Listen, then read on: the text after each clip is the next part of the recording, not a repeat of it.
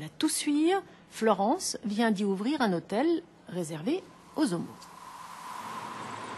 Bienvenue en principauté de Comborcières, sur les hauteurs de la station de la Toussuire. Les drapeaux annoncent la couleur. Vous entrez en pays gay et lesbien. Sans faire de ségrégation, je pense que les gens, parfois, ont besoin de se retrouver entre eux. Alors, je ne dis pas qu'il faut que des hôtels gays, mais je pense que c'est nécessaire. Un simple exemple, vous avez par exemple des mamans ou des papas qui sont homoparentaux. C'est bien qu'ils se rencontrent avec d'autres couples pour évoquer la scolarité, pour évoquer comment ça se passe, etc. Et je pense que d'un point de vue humain, c'est très important cet hôtel. Florence souhaite préserver l'intimité de ses pensionnaires. Elle nous reçoit hors de leur présence. Cet hôtel de 13 chambres a été créé en lieu et place de la pension familiale où elle a grandi. Après une carrière de directrice du développement, elle revient au pays pour lancer cet hôtel gay, un concept né de sa propre expérience de vacances en couple homosexuel. Quand vous prenez le milieu gay, il n'y a que des bars, des saunas. Les gens parlent où? Où s'exprime l'homosexualité? Nulle part finalement. Elle est exprimée par qui, l'homosexualité? Par les hétérosexuels, jamais par les homosexuels. Et je trouvais que créer ce lieu était intéressant. En bas, dans la station de la Toussuire, la présence d'un établissement dédié à la communauté gay ne pose aucun problème. Dans la petite commune de Comborcières, où l'hôtel est implanté, le maire comme ses concitoyens considèrent qu'il fait désormais partie du paysage.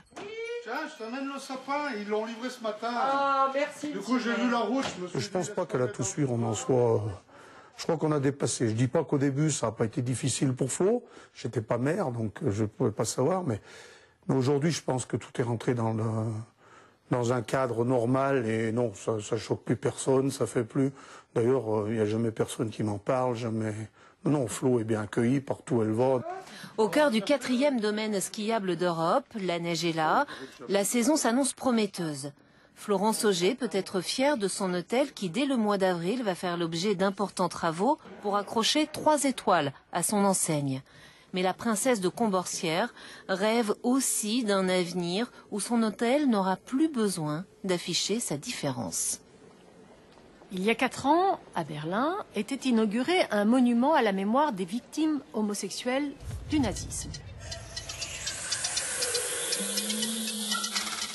Nous partons en Allemagne, un pays qui est désormais très loin de tout cela et qui protège les homosexuels, quitte à les laisser s'enfermer dans une forme de communautarisme, témoin cette maison de retraite qui vient juste de s'ouvrir dans la capitale. L'hiver a rattrapé Berlin. Tant bien que mal, Peter presse le pas pour retrouver sa maison de retraite. Avec son ami Manfred, 84 ans, le doyen des locataires, ils ont invité quelques amis homosexuels à déjeuner. La résidence se veut largement ouverte sur l'extérieur. C'est la volonté en tout cas du concepteur des lieux, Bernd Geiser. So sieht es bei mir aus. Voilà, ça c'est ma maisonnette. Je l'ai conçue avec un architecte. Il a fait les plans de ce bâtiment en se basant sur les demandes exprimées par les futurs locataires en fonction de leurs besoins. L'immeuble est à superficie et à sexualité variable. 80% des occupants sont des gays. On compte aussi une lesbienne et 4 femmes hétérosexuelles. Birgit est l'une d'entre elles. Habiter dans une maison de retraite, rien qu'avec des femmes, ça aurait généré trop de stress. Et avec des hétéros-hommes, il peut aussi y avoir des tensions. Avec les homos, tout est simple. Peter, lui, a la mémoire qui flanche. À 67 ans, pour laisser une trace, il couche ses souvenirs sur le papier. Ces mots évoquent un milieu familial très traditionnel et un environnement professionnel rigide. Alors, son coming out, il a attendu l'âge de 42 ans pour le faire. il est enfin un homo retraité heureux. Cette maison, c'est un projet global, entièrement conçu par et pour les homosexuels. Ici, on peut évoquer nos problèmes spécifiques.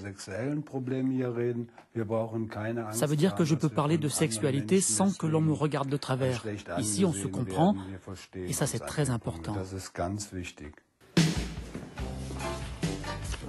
Dans cette maison, l'homosexualité est assumée, revendiquée. Le directeur de l'établissement est gay, le personnel administratif est gay, l'équipe du restaurant, elle est composée de sourds-muets et de handicapés mentaux légers.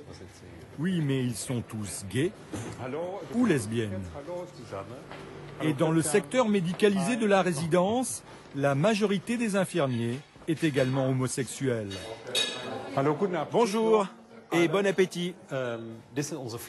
Voilà, nous sommes dans l'appartement médicalisé.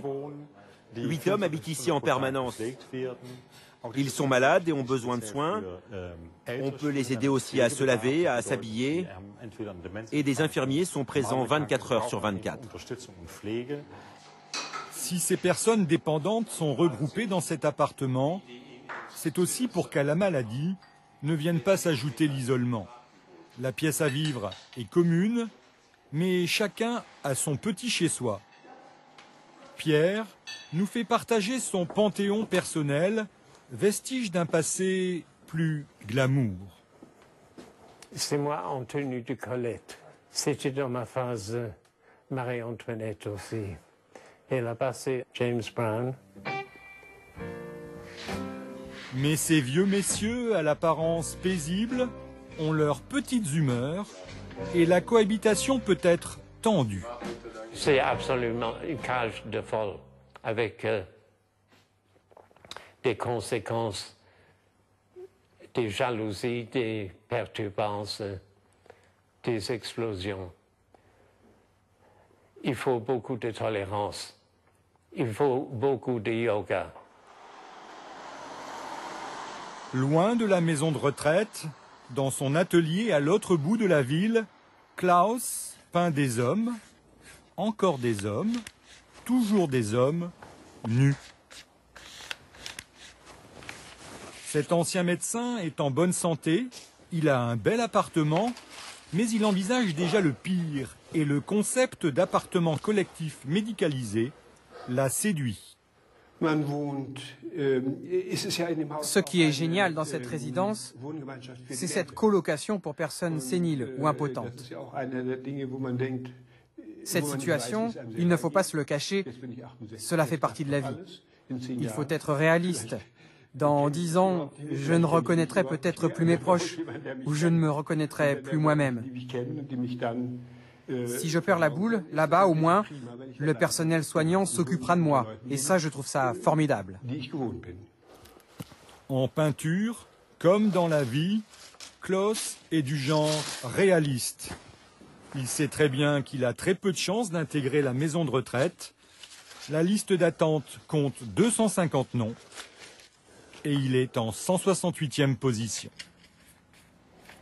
On se quitte et l'on se retrouve sur le blog et les réseaux sociaux. Tchuss!